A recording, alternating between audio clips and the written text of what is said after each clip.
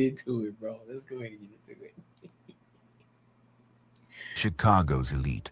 Names like Pritzker and Crown probably come to mind. You see their names on museums and university halls, their towers shaping the city's famous skyline. They're Chicago royalty, no doubt. But there's another story of power and ambition, a history that's been hiding in plain sight.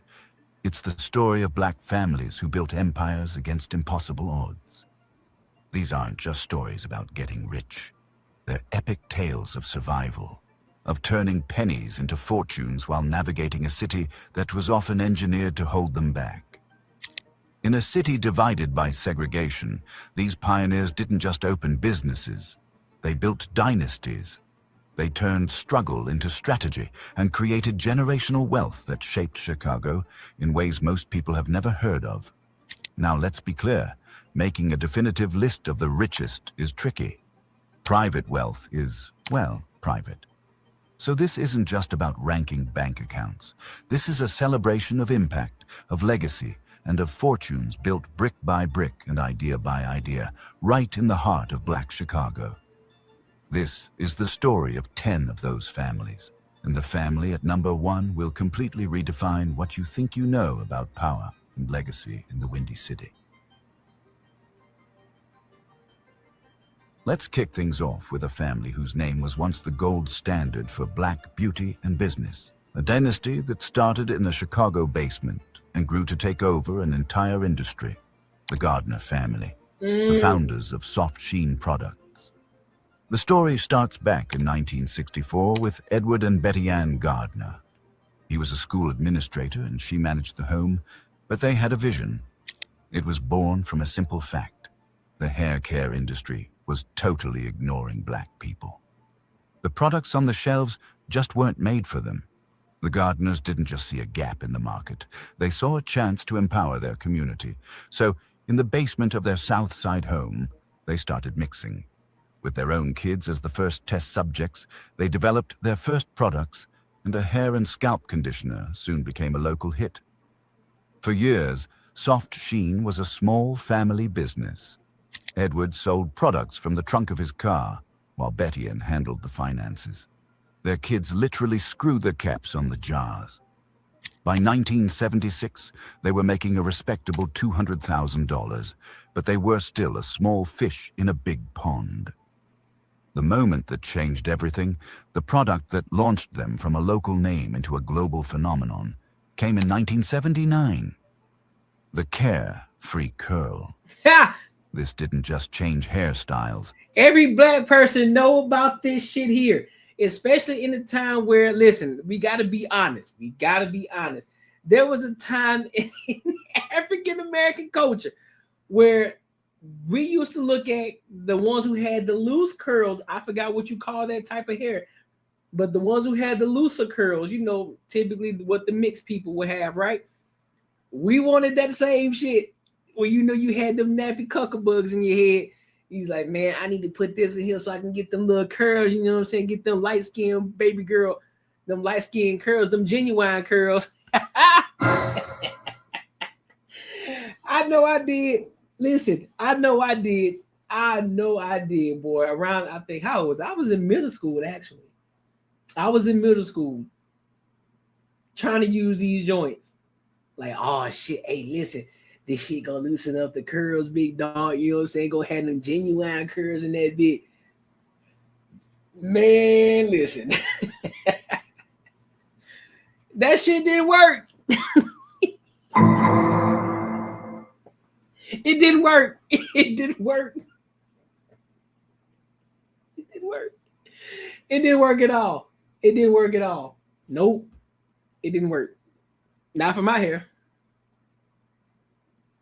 It did not work for my hair at all. You understand me? It didn't work for my hair at all. I don't like it. Well, I'm gonna say I didn't like it at the time. I wanted the genuine curls. That's what I wanted. I wanted the genuine curls. I was up that bitch trying to tell myself, ain't none of your friends' business. Ain't none of your friends' business. What baby girl tonight? It defined a whole decade. The Jerry curl was the look of the 1980s, Hello. and soft sheen was behind it all. The company's money exploded. The basement days were long gone. The Gardners were building an empire. Sales skyrocketed into the tens of millions, hitting over $87 million by the late 80s. They built a massive manufacturing plant right on Chicago's South Side, creating hundreds of jobs and becoming a pillar of the community. But the Gardner legacy is about so much more than hair. Edward Gardner became a major force in Chicago politics. In 1983, he used Soft Sheen's money and influence to help register over 200,000 new black voters. That political wave directly led to the election of Harold Washington as Chicago's first black mayor. Sorry, I'm gonna let it keep playing.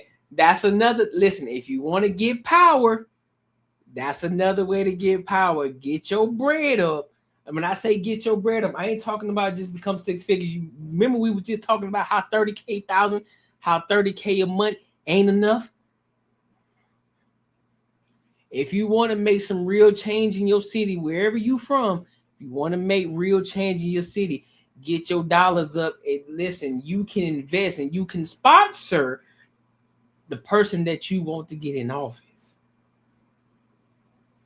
where you can make real change and you got power. Because guess what? You got a vested interest. Point, example A right here. Example A right here. Chicago's first black mayor.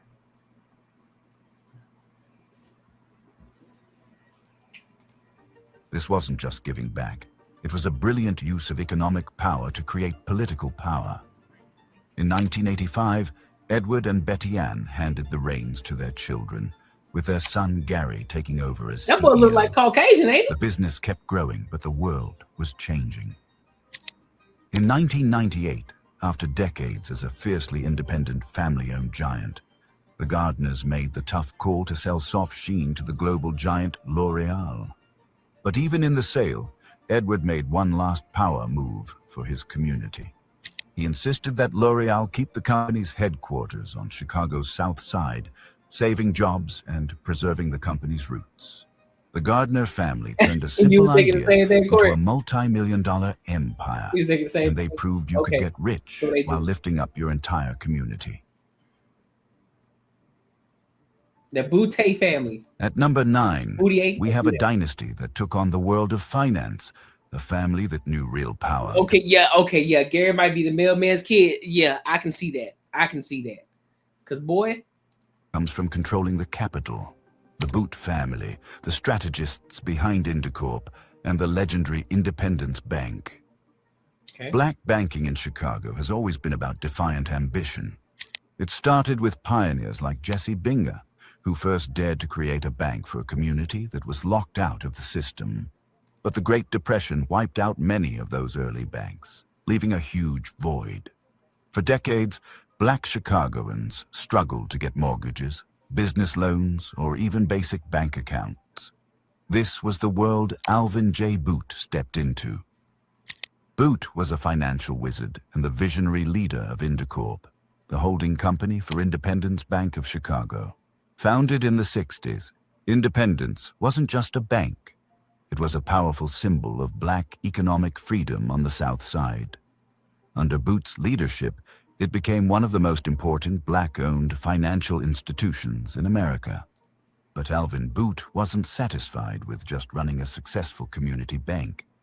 He wanted to make a move that would shake up Chicago's entire financial world. The big moment came in 1988. In a move that was completely unheard of, Boot organized the purchase of Drexel National Bank, a healthy, white-owned bank. Think about that. A black-owned company had never bought a successful, majority-owned bank before. The deal was estimated at around $8 million, a steal for what Indicorp got. $109 million in assets and thousands of new customers. So hold up. Did y'all just hear that? So now things are starting to... This black-owned company bought out this white-owned company in the era in which white people really wasn't too fond of the black people. So what does that tell you? What does that tell you? That money be talking. The money be talking. The money be talking. So that means if you really want to make moves out here, you gotta get your bread up. That goes for me. That goes for everybody in my circle. That goes for everybody extensive of my circle. Everybody watching this channel. Everybody. Get our bread the fuck up. Can't be complaining about what certain politicians are in office or who's in the office, who's the cabinet, who's the mayor, who's the governor, all this extra shit. If you want to make change, the dollar bills is what's going to talk. That's what I'm hearing. If you want to close out certain banks or certain, I guess you would say certain empires, guess what? The money will speak. The money will speak for itself. Have you ever seen the movie Banker? Yes, I have. Man, I love that fucking movie. I love that movie. Well, yup, with Anthony Mackie. Yup. I've seen it. I love that fucking movie, dog. I love that movie. Single move instantly doubled the size of Boots' empire. Indicorp's assets jumped to around $227 million, making it the largest black-owned bank holding company in the country. To celebrate, the company ran a series of ads showing the faces of presidents from U.S. currency: Lincoln, Jackson, Grant, with the bold tagline, "We'd be very happy to see a few new faces at our banks." It was a confident, powerful statement. The Boot family, through Indicorp, had built a financial powerhouse. They controlled two major banks that served different communities, giving them more capital and a bigger lending footprint than any black-owned bank before them. That's crazy as hell. They weren't just playing the game, they were changing the rules. Though the banks were eventually sold as the industry changed, the Boot dynasty's impact is undeniable. They shattered a financial ceiling and proved black-owned institutions could compete at the highest level. Yep. For our number 8 spot, we're looking at a different kind of dynasty. Their wealth wasn't just about money, but about influence, power, and building institutions that would empower people for generations. This is the story of Ida B. Wells and her husband, Ferdinand Barnett, a Chicago power couple who literally laid the groundwork for black political and economic life in the city. I ain't gonna hold you. When Ida B. Wells came to Chicago, she was already a legendary journalist, famous for her fearless crusade against lynching. Yep. Ferdinand Barnett was a top lawyer and the founder of Chicago's first black newspaper, The Conservator. When they married in 1895, they didn't just unite two people, they united two incredible forces for racial justice. Their home in Bronzeville became the command center for black political and social life in Chicago. Their wealth was the social capital they built. They were activists who knew that fighting for civil rights and building economic power were two sides of the same coin. Yeah. Wells was a fierce organizer who famously boycotted the 1893 World's Fair for ignoring black Americans. She was also a co-founder of the NAACP, one of the most important civil rights organizations in American history. Ferdinand Barnett used his legal skills and his newspaper to fight for black causes. Together, they knew that to have a voice, you needed a platform. So they didn't just report the news, they created the institutions that gave the black community its voice. Their greatest achievement wasn't a single deal, but a lifetime of building. Wells co-founded the Negro Fellowship League, which offered housing, jobs, and a safety net for black men moving up from the South. This wasn't charity. It was a direct investment in the people of Black Chicago. What's up, V? By helping newcomers find their footing, she was strengthening the economic foundation of the entire community. Meanwhile, Ferdinand Barnett's newspaper, The Conservator, was more than just a paper. It was an engine for unity. It gave a platform to black writers, promoted black businesses, and organized the community around key political fights. Their combined influence led to real power. They were part of a group of black leaders who successfully took political control of the Second Ward from white politicians, paving the way for what would become the most powerful black political machine in the nation. Today, the legacy of Ida B. Wells and Ferdinand Barnett is woven into the fabric of Chicago. In 2018, the city renamed a major downtown street Ida B. Wells Drive, the first street in the central business district named for a woman of color. It's a tribute to a woman whose wealth was measured in courage and whose family's legacy was built on justice. They proved that real generational wealth isn't just what you own. It's about what you build for everyone who comes after you. At number 7, we're stepping into the world of high finance, of stocks, assets, and billions of dollars under management. Ooh. This is a family whose legacy isn't written in stone, but in the ticker symbols of the stock market. This is the dynasty of the Rogers family, built by the investing genius John W. Rogers Jr., founder of Ariel Investments. The Rogers family story is one of black excellence passed down through generations. Oh, you said recap on last week. Legacy, names on streets and buildings. Yeah, that's facts. Names on streets, buildings, all of that. Putting your name on shit. That's building the legacy as well. But of course, you have to do it by getting it out the mud. Making the proper investments, getting around the right people in the right circles in the right environment. Of course, that's what it's about. That's what it's about. That's what legacy is about. Shout out to Joy Taylor, because she didn't know what the hell she was talking about. John W. Rogers Jr.'s great-grandfather owned the largest black-owned hotel in the country on Tulsa's Black Wall Street before it was destroyed in the 1921 race massacre. His father was a Tuskegee airman and a judge. His mother, Jewel LaFontaine, was the first African-American woman to graduate from the University of Chicago Law School. Sound like she from the bayou. He wasn't just born into a family. He was born into a legacy of people who break down barriers. This shaped how he saw money. While other kids got toys for their birthday, his dad started giving him shares of stock when he was just 12 years old. I like that. I like that. Stuck. I like that.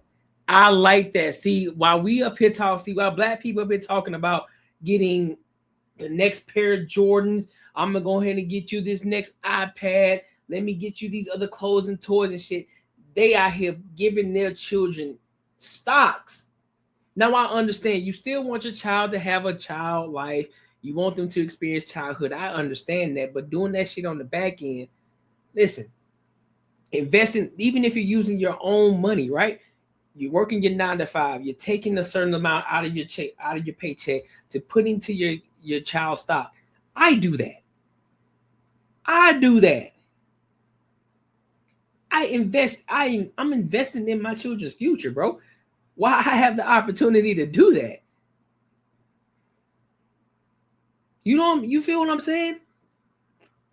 So when they get to a certain position in life, when they become 18 years old, they straight. Not only will they be straight, but then on the way up, I'm also going to be teaching them what I'm doing as well. Because by the time they become 14, 15, I'm going to be well endowed into this shit. And I'm going to be able to teach them the business and other things and other investments that I would have invested in by this time. Because listen, y'all, I don't think y'all understand me right now. I don't think y'all understand the vision. And I'm not going to go deep into it, but I'm just going to tell you, I'm going to be one of the biggest motherfuckers in Arizona. I'm telling you that right now. First and foremost, the main thing is becoming one of the biggest YouTubers in Arizona. That's the first priority. Biggest YouTuber in Arizona. That's the first one. Second, once we get that established, and then I got my solid community of people that's rocking with me either way, then that's when we're gonna start diving. That's when we're gonna start diving into investing into things in the city. right? Getting ownership of things in the city, within my vicinity, whether that's businesses that I can invest in, that some people they just want to move out, they just want to get done, they just want to sell the business and I can just take over, or I can go into real estate investment, commercials, all of these different things. And I got certain people like Bull City and other people that I know that can help me and give me more enlightenment on what to do and what not to do. So that's why you always want to surround yourself with a solid group of people. And then I can start looking into the type of people that, depending on what I align with at this time, now we can start looking into what type of politicians I want in office to make certain decisions. So that way I can get certain things and make certain things happen. But first and foremost, we focus on everything. The main thing is we focusing on the solid group of people. I need a solid group of people within my Patreon, right? So the goal is 500. That's what we want. That's the ultimate goal right there. That's not the ultimate goal, but that's the goal right now. That's the first milestone goal we got to hit. 500 subscribers in the Patreon. That's the one. Then the two, biggest YouTuber in Arizona. Gotta be. So that way, that means I'm an authority out here. It's like, hey, bro, he one of the biggest dudes out here. I know there's some guys out here, they got the Arizona shit going on, but they do the funny side of things. They do all the funny YouTube shit. And I know them personally. I know this guy. His name's Zayway. They got over 1 million subscribers. But see, me, I'm doing this shit, Courtnee Edgar Show. So it's me, just me. You feel me? And of course, my banter and barter family too. You know what I'm saying? We ain't leaving them out because they're attached to me. So that's neither here nor there. They're gonna be attached to me. But in order for them to grow, I gotta grow. So yeah. But I can dive deeper into that in the Patreon though, and go step by step, guide by guide. But I'll make a video on that. Say keep it up. History is what all the people who come here seem to forget, but want to be white adjacent. Yep, facts. You think their kids didn't get the goods that come with money? But here's the thing though. Jim Flips though. The reason that I'm showing this is not because it's the fact of people want to be white adjacent, right? It's to show that there aren't any excuses. Because see, if you know, like I know, there's a lot of black people that are making excuses. They're talking about what the government's doing. They're talking about Trump. They're talking about what the white man is doing, how the white man holding them back, how they're oppressed, et cetera, et cetera, et cetera, et cetera. But yet these individuals grew up in a time where that shit was actually happening. And they still found a way. They still found a way to make it through. We don't have an excuse in this time now in 2025. There is no excuse. We can't say somebody's holding us back. We can't say they up there firing us off of water hoses. We can't say any of that shit. That's what I'm saying. We want to be rich adjacent. Fuck white adjacent. Fuck Asian adjacent. Fuck Hispanic adjacent. Fuck all of that adjacent shit. I want to be rich adjacent. I want to be one of the powerful motherfuckers in the city. You feel me? That's what I'm saying, bro. Be able to hold that type of power. Be in the rooms that motherfuckers only could fathom to be in. And of course, that's gonna take money. That's gonna take money. That's gonna take growth. That's gonna take wealth. It's gonna take investment to get in certain rooms.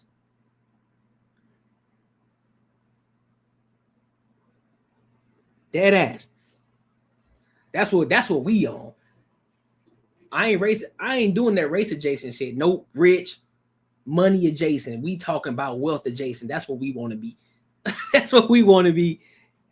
Graduating from Princeton, Rogers worked as a stockbroker for a few years, but he was meant for something more. The pivotal moment came in 1983. At just 24 years old, Rogers took $10,000 he raised from family and friends and launched Ariel Capital Management, now known as Ariel Investments. It was the first black-owned mutual fund firm in the country. Starting any financial firm is a huge challenge. For a young black man in the 80s, it was an act of incredible ambition. The move that defined his success was his absolute devotion to a slow and steady investing philosophy, famously represented by the firm's turtle mascot. While Wall Street chased trends, Rogers focused on buying good, undervalued companies and holding them for the long haul. This patient, contrarian style became Ariel's trademark. From that small start, Ariel Investments grew into a financial giant. Today, it's one of the largest black-owned money managers in the United States, That's crazy. managing billions of dollars for clients like Walmart and PepsiCo. Rogers himself co-leads the firm with another Chicago trailblazer, Mellody Hobson. The modern legacy of the Rogers family is one of immense financial power and deep civic impact. Rogers serves on the boards of giants like Nike and the New York Times Company. He's on the board of the Barack Obama Foundation. Oh, hell. Through Ariel, he recently launched a private equity fund that raised over $1 billion to invest in and grow companies run by Black and Latino entrepreneurs. John W. Rogers Jr. didn't inherit a company. He inherited a legacy of excellence and used it to build a financial empire from scratch. He shattered the glass ceiling in the investment world, creating a path for others and proving that the greatest fortunes are built with patience, discipline, and a clear vision for the future. At number 6, we're looking at a modern brotherhood that represents a new way. They in Chicago? The Tate brothers was in Chicago? That's where they grew up? That's where they from? Wave of wealth and influence in Chicago. They aren't old money. They're building a new kind of legacy based on media, community, and the power of ownership. We're talking about the Tate brothers, Lawrence, Lamard, and Laron. Oh, okay. You might know Lawrence Tate from his acting roles in huge movies and hit TV shows. Yeah, because I was about to say, I was like, hold on, because they showing the Tate brothers shit. They up here showing the Tate brothers. I was like, hold the fuck on, what you talking about? But these Tates, yeah, okay, I got it. Makes sense now. Family's wealth is a team effort. The 3 brothers, born and raised on Chicago's West Side, work as a single unit. They use their Hollywood success to build a diverse range of businesses and, more importantly, to fight for Black economic empowerment in their hometown and across the country. Their parents taught them the power of unity and ambition early on. Yeah. When the family moved to California, the brothers got into acting, but they never lost their entrepreneurial spirit. I knew I was tripping. They formed Tate Men Entertainment, a production company to develop and produce their own movies and TV shows. Nice. This move, from being actors for hire to being owners of their own content, was their brilliant play. It's the critical shift from earning a paycheck to building equity, which is the key to generational wealth. By creating their own projects, the Tate brothers control the narrative, both on screen and off. They get to tell authentic stories that connect with their community while building a valuable library of intellectual property. But their influence goes way beyond Hollywood. The Tate brothers are passionate advocates for financial literacy and specifically for home ownership in the Black community. They know that for generations, barriers like redlining have locked Black families out of the single most important tool for building wealth. Why his mold keep changing? Now, I ain't trying to listen. Hold up. I don't mean to get sidetracked. Why his mold keep changing? So first he got a mole on his forehead, and then, hold on. Then he got a mole right here on the side of his face. But the mole up here gone. How that happen?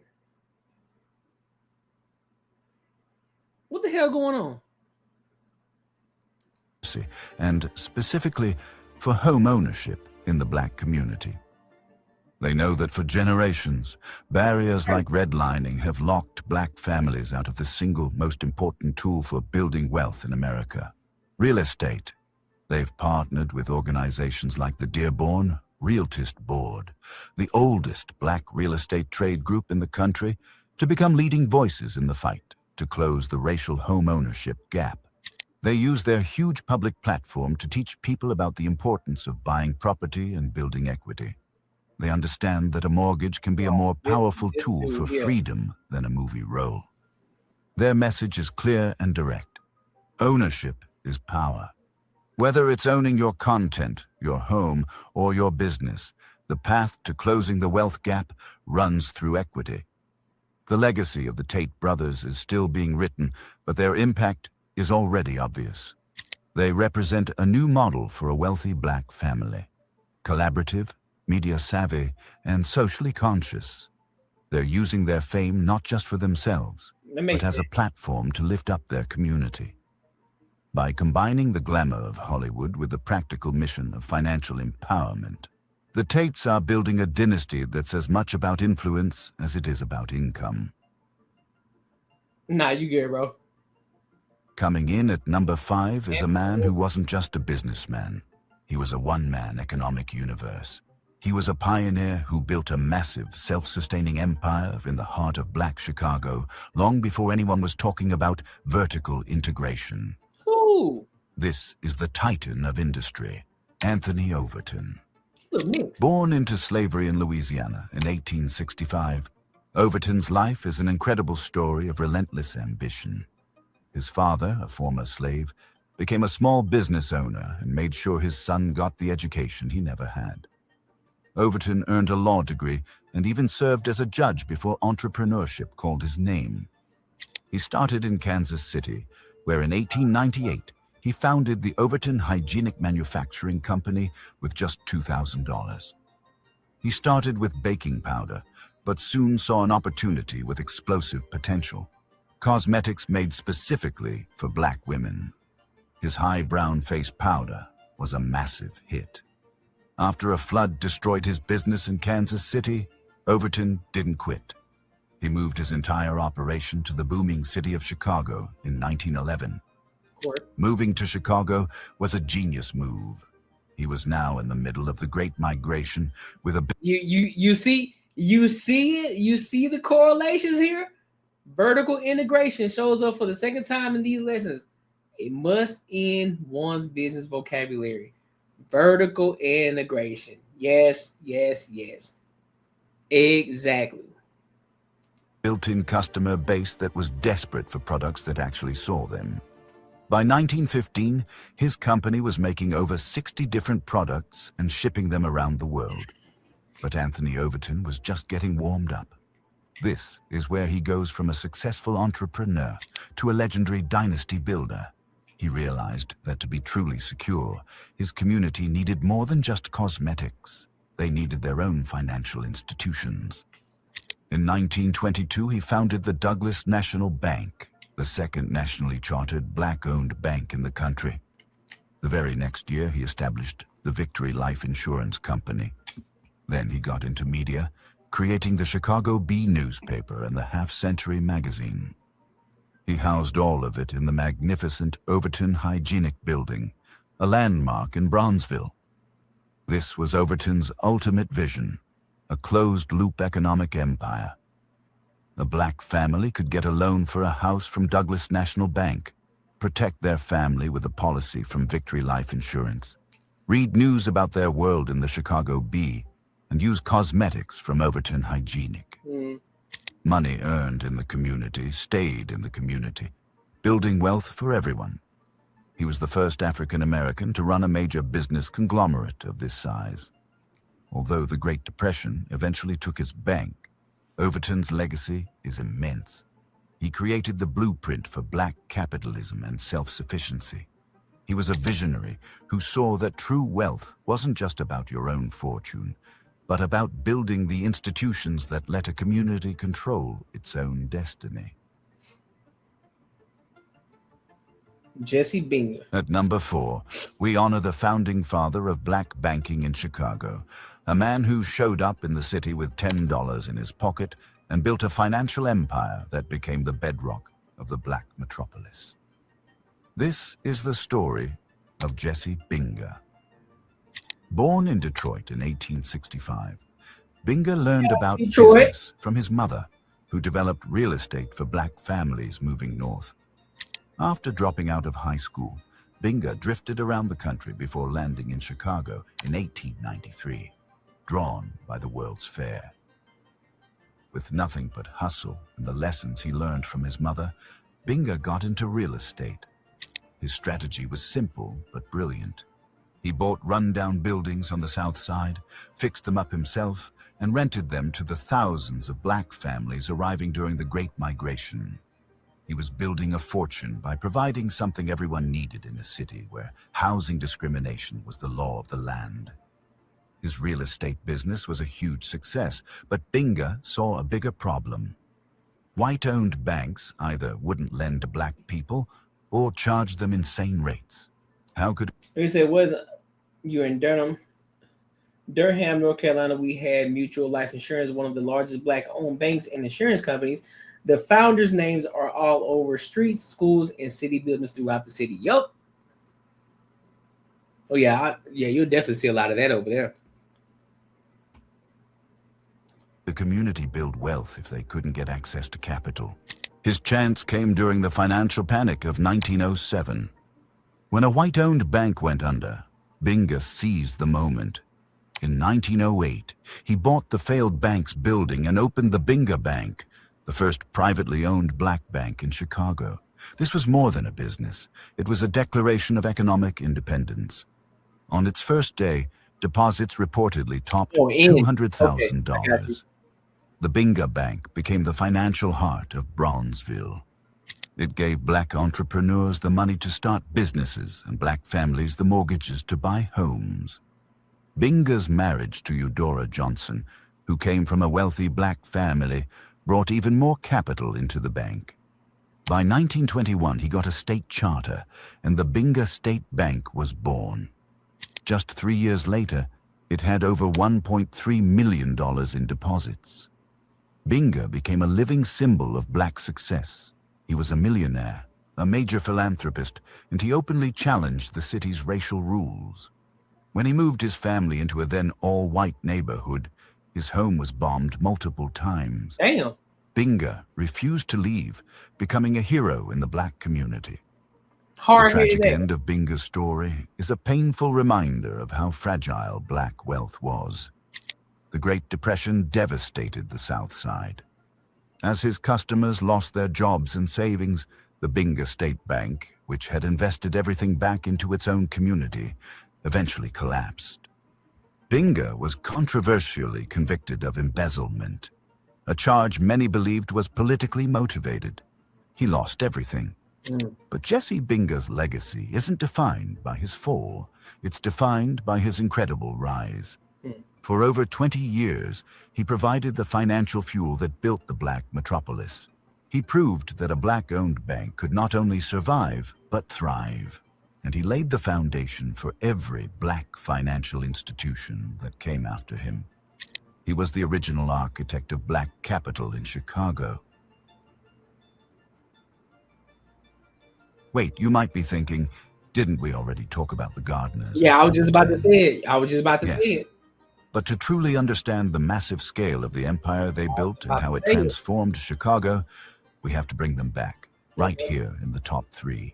Okay. The story of Soft Sheen isn't just about a good product. It's a masterclass in how a family business can become a cultural and political powerhouse. Let's just look at the numbers again. When Edward and Betty Ann Gardner started in their basement in 1964, they were just trying to fill a need. For 15 years, they built a solid business. Then came the Carefree Curl in 1979. The effect was like an earthquake. The company's sales didn't just grow, they multiplied.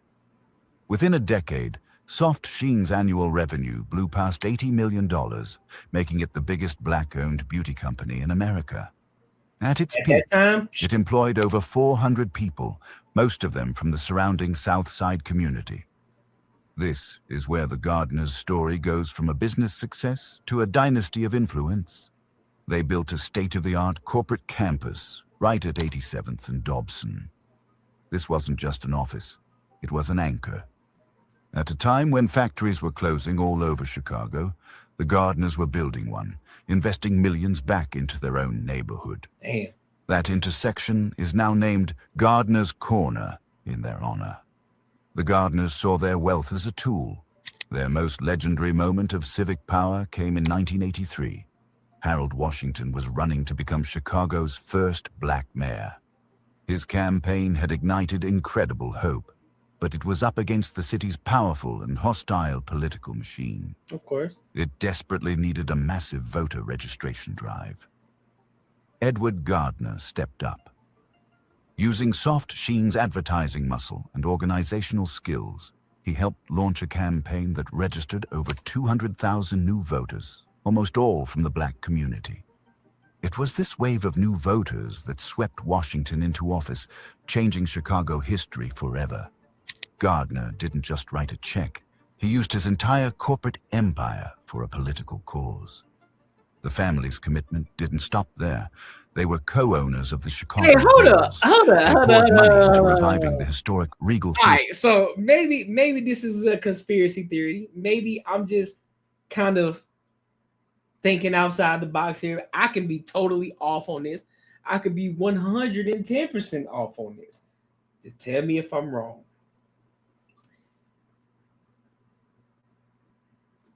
Y'all remember Barbershop 2? You remember Barbershop 2?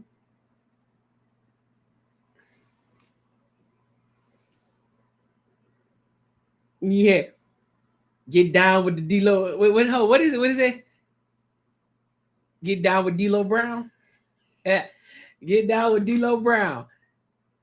Couldn't that be? Listen. I'm trying to think here. Couldn't that potentially be what was going on? I'm just curious. To know. I don't know. Laylo Brown, not D-Lo, but Laylo Brown. Get down with Laylo Brown. Get down with Laylo. So, hear me out. Listen. Just humor me for a second, Bull City. Humor me for a second. In Barbershop 2, look at Buddy right here. Look at him, right? Light skin, could potentially have been was a mogul in the hairline business, but they used barbershop instead, right? The ones who was making the new barbershops, and then they was building new infrastructure over there around the barbershop, around Calvin's barbershop. Light skin. And then Laylo Brown, the guy, the new black mayor for Chicago that we just seen, could that have been Laylo Brown? And that's something they were trying to say, they were trying to throw that in there. Just kind of giving little history about Chicago, maybe, but just in a different way. I'm just saying. Listen, I'm just saying. I ain't saying it's true.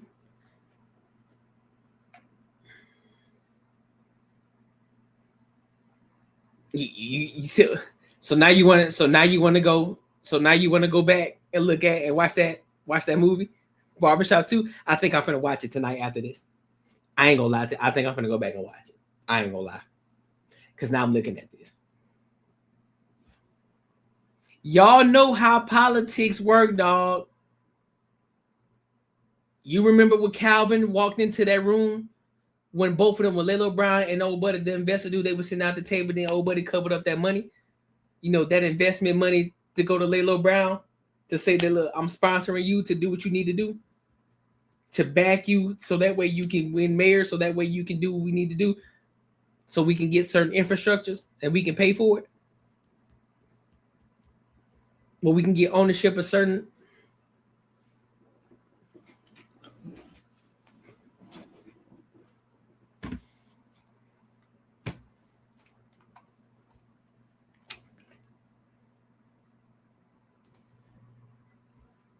Serious today, but that was crazy. I'm not. That was crazy. I'm not feeding. I'm not feeding.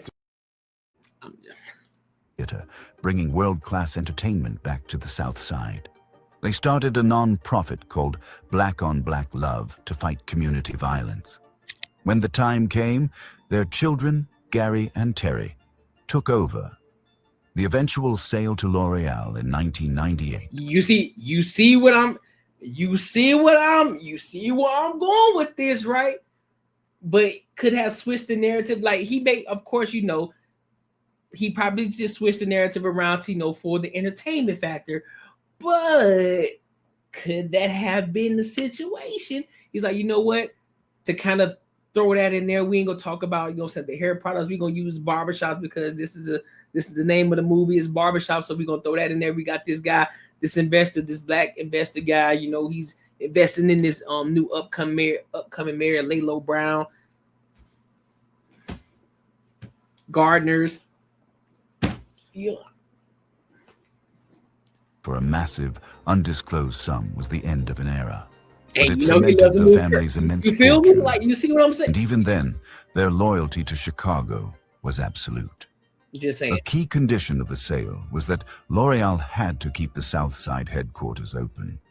A final gift to the community that made them. The Gardner family's fortune is vast, but their true legacy is in the jobs they created, the political barriers they shattered, and the community they never stopped fighting for. They didn't just get rich in Chicago. They enriched Chicago itself. At number 2, we have to talk about the single most powerful and successful black person to ever call Chicago home. And while she's one person, not a multi-generational family.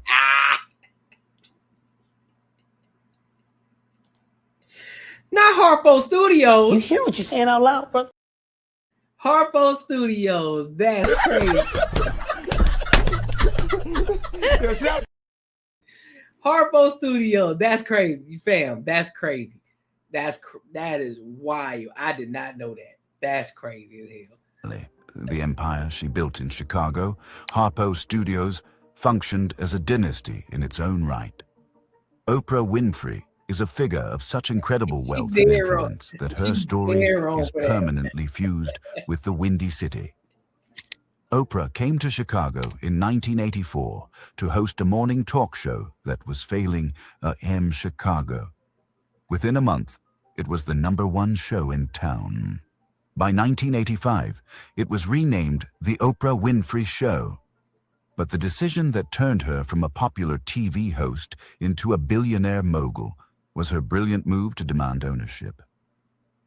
Instead of just taking a huge salary, Oprah, with her attorney Jeffrey Jacobs, decided to bet on herself. She rejected the employee route and formed her own production company, Harpo Productions, which would own the show. This was a game changer. She wasn't just the talent anymore. She was the boss. In 1990, she cemented this empire by opening Harpo Studios, a massive 3.5-acre campus in the West Loop that she turned into a world-class production facility. From this Chicago nerve center, Oprah built an unrivaled media empire. The Oprah Winfrey Show, filmed at Harpo until its final episode in 2011, became a global cultural force. But the real genius was how she used the show to launch everything else. An endorsement from Oprah's book club could make an author a multi-millionaire overnight. She launched O, the Oprah magazine. She produced movies and other TV shows, all from her Chicago headquarters. At its peak, Harpo Studios was an economic engine, employing hundreds and single-handedly revitalizing the entire West Loop, turning a gritty industrial area into one of the city's trendiest neighborhoods. By 1995, her net worth was estimated at over $300 million. By the time she became the first black woman billionaire in 2003, her Chicago operation was the foundation for all of it. While Oprah eventually moved her main operations to Los Angeles to launch her network, OWN, the wealth she built in Chicago is staggering. The sale of the Harpo campus alone brought in a reported $32 million in 2014. But that's nothing compared to the billions of dollars in value that were created inside those walls. Her Chicago empire gave her the financial firepower to invest in major companies, build a huge real estate portfolio, and become one of the most generous philanthropists on the planet. Oprah's legacy in Chicago is almost mythical, She is the ultimate self-made woman, a one-person dynasty whose vision and business savvy created a fortune that rivals families with centuries of old money. Yep. Her story proved that with a commitment to ownership, you could build a global empire from the heart of Chicago. So, before we get to the last one, Magic Johnson, I'm guessing. But before we get to the last one, y'all understanding the key here. The key to all of this shit that we from last week's lesson to this week's lesson. Ownership is key. Ownership is key.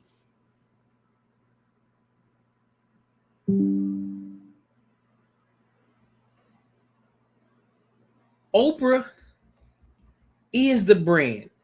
Not her, not what the fuck she does for a living. Oprah is the brand.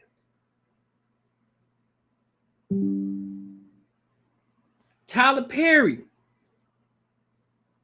is the brand.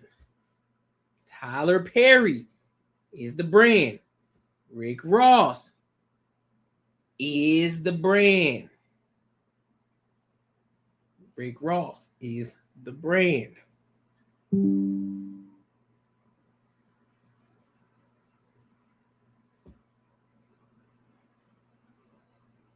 Ownership. Why do you think that all these rappers are trying to get their catalogs back? Because that's where they have the true ownership of all of their shit. They starting to realize that. That's why they're trying to get all their catalogs. That's why all these rappers and artists, look, I need my catalogs. That's where the true ownership and wealth comes in. Courtnee Edgar Show. It ain't about the live streams. It's about Courtnee Edgar. I'm the brand. Not the shit that I'm doing. I'm the brand. What this is putting me in the space. This is putting me in the space. That's why we focus on, that's why I wanted to make this show the Courtnee Edgar Show. Because it's Courtnee Edgar. That's the person that you come here to see. Ownership, ownership, ownership, ownership. So when we talk about, I told y'all before, we focusing on sponsorships too. But guess what though? If I don't have full content control, and if I can't run my show how I want to run my show, me and that sponsorship won't align. I only want to rock with sponsors who will allow me to have full content creative control and who won't censor me. They just want to be a part of the Courtnee Edgar brand.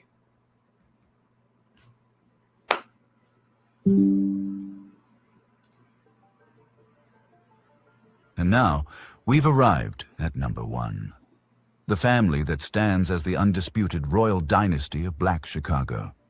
A family that didn't just report on Black culture, but actively shaped it for over 70 years, building a media empire that made them, for a time, the most powerful and influential Black family in America. This is the legacy of the Johnson family, founders of Johnson Publishing Company. The story starts in 1942 with a man of incredible vision, John H. Johnson. Working an office job in Chicago, he saw something that no one else in media seemed to notice, a world where Black Americans were portrayed as they really were, successful, dignified, and complex. With a $500 loan secured by his mother's furniture, he mailed out offers for a new magazine. That small bet gave birth to Negro Digest, and Johnson Publishing Company was born. That was the spark. The explosion came in 1945 with the launch of Ebony magazine. In a media world that either ignored or caricatured Black life, Ebony was a revelation. It showcased Black achievement, Black glamour, and Black life in all its richness. It was an immediate success. In 1951, he followed it up with Jet. a weekly news magazine that became required reading in every black household, famously covering the civil rights movement with a power and closeness that mainstream media just couldn't match. Mohawk Johnson. From their iconic headquarters on South Michigan Avenue, the first Chicago skyscraper designed by a black architect, the Johnsons reigned over a media kingdom. And this was a true family business. John H. Johnson was the visionary. His wife, Eunice W. Johnson, was the sophisticated matriarch and a business powerhouse herself. She founded the Ebony Fashion Fair in 1958, a traveling fashion show that brought high fashion to black audiences all over the country and raised millions for charity. This led to the family's second game-changing idea. During the fashion tours, Eunice noticed that the models had to mix their own makeup because no company made products that matched their skin tones. So, in 1973, she launched Fashion Fair Cosmetics, a line of prestige beauty products made for black women. It became a force in the industry, sold in high-end department stores and generating hundreds of millions in revenue. At its peak, Johnson Publishing was a diversified empire. It had magazines, cosmetics, a book division, and even a radio station. John H. Johnson was the first African American to appear on the Forbes 400 list of wealthiest Americans in 1982. The family's wealth was enormous, and their influence was off the charts. They had the ear of presidents, the respect of civil rights leaders, and the trust of millions of black Americans. They didn't just run a business. They were a cultural institution. Yep. After John H. Johnson's death in 2005, his daughter, Linda Johnson Rice, took over as CEO. The 21st century media world brought huge challenges, and the company eventually filed for bankruptcy in 2019, selling its assets. But the end of the company doesn't diminish the dynasty. For over 70 years, the Johnson family stood. So I'm guessing that's his lineage. Brandon Johnson is a lineage of him. That's what I'm guessing.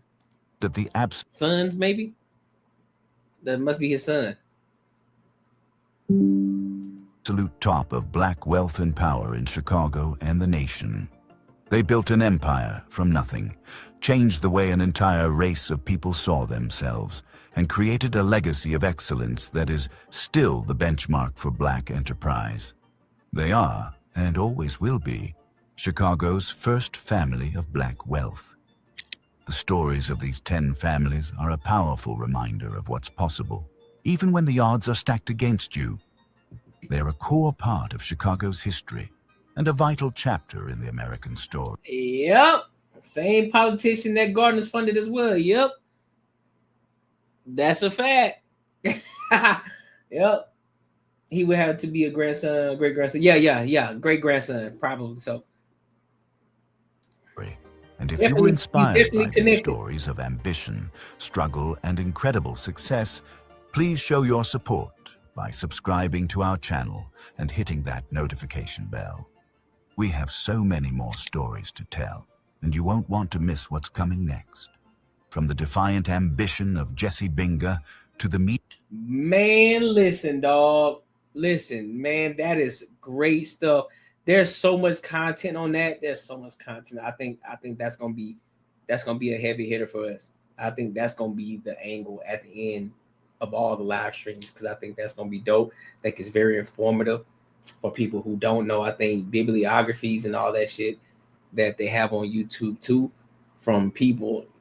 Man, I used to listen to a lot of different bibliographies, like from J.P. Morgan Chase, from Hershey's, Coca-Cola, Henry Ford. Man, it's a lot. And understanding, and here's my biggest thing though, bro. These people were doing it when there wasn't a media age. They were doing all this shit when there wasn't media. When they talk about newspapers, so you can only imagine. You can only imagine what it took for them to do what it was that they're doing, to do what it was that they did. We're in the media age, bro. And I'm going to continue to keep beating this in people's head. We're in the media age where we can reach millions, millions, and millions of people. Do y'all understand that I can have I'm just gonna put this into perspective. I would be able to have, let's just go ahead and look at it in the future. When I have 10 million subscribers, right? And then on a regular basis, I got minimum 3,000 some people in a live stream at one time, right? Do y'all understand that I wouldn't even have tipped the iceberg of a side of YouTube that I wouldn't even have tapped into yet? There's still gonna be other individuals on the other side of YouTube that got millions of fucking subscribers that I've never fucking heard of before.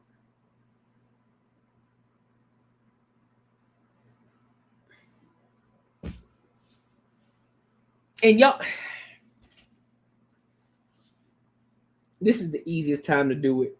And the thing is, I'm so upset. The reason I'm so upset is because I'm like, bro, I should have done this shit. I should have started this shit so long ago.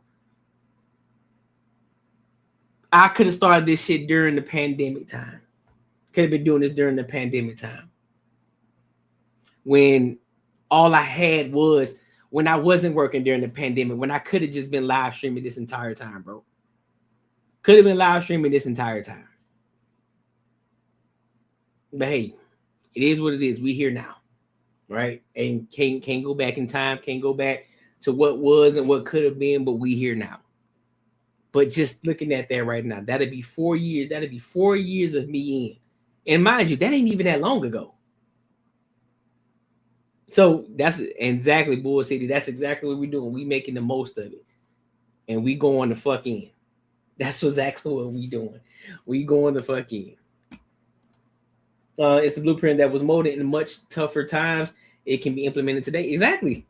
That's what I'm saying. The blueprint is always there. And one of the biggest things is ownership. Ownership. The more you own, the more power you have,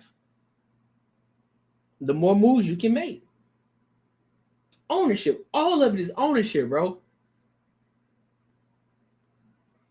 Vertical integration. That's it. If we learn that, to stop focus. Listen, if you got a 9-to-5 job, listen, I need people to get this out of their head. Cool. If you got a 9-to-5, don't feel bad about it, but use it as leverage to get you to where you're trying to go. Use that shit as leverage, bro. Just because you got a 9-to-5, don't think it's the end of the world. Listen, set a plan for yourself. All right, what is it I want to do, right? I got my 9-to-5. I'm not afraid to tell y'all, yes, nigga, I still work. Absolutely.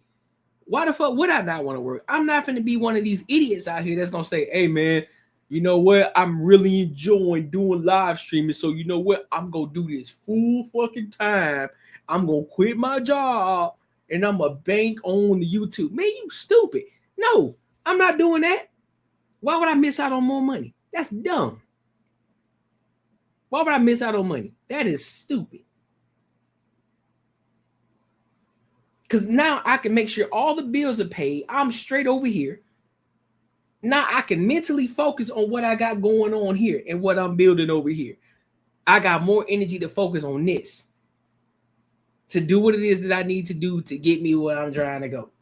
Because as you already know, we got things to do. We ain't tipped the iceberg yet. And trust me, you gonna know when that iceberg has been tipped. You gonna know. I may not say it, but you damn sure gonna know. You feel me? That's what we do.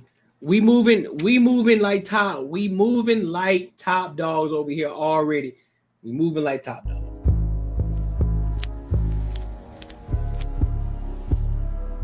That's top dog aura right there. You feel me? Listen, your savings account is robbing you blind. But don't worry, I found out a way how to make my money work for me in my sleep, and I can help you do the exact same thing. Now, this isn't no get rich quick scheme. This isn't no pyramid scheme. This isn't something just trust me situation. This is legit, and this is something that your every average day person can implement in their lives, and they can really get to a bag. This isn't a short-term play. It's a long-term play. There's a promo going on right now So you definitely want to jump on it before the price goes up because this is too valuable.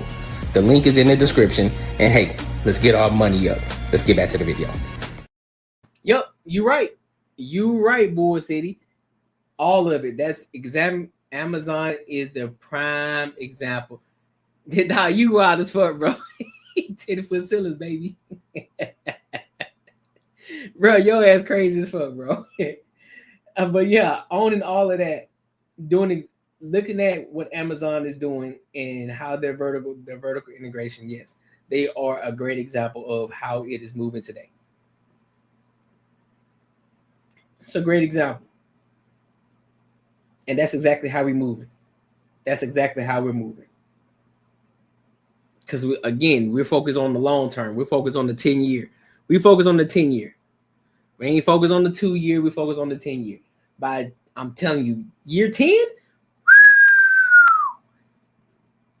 boy, I can only imagine what we're gonna be by then. Oh my God. Oh my God. You hear me? But yeah, tonight was solid. I love this.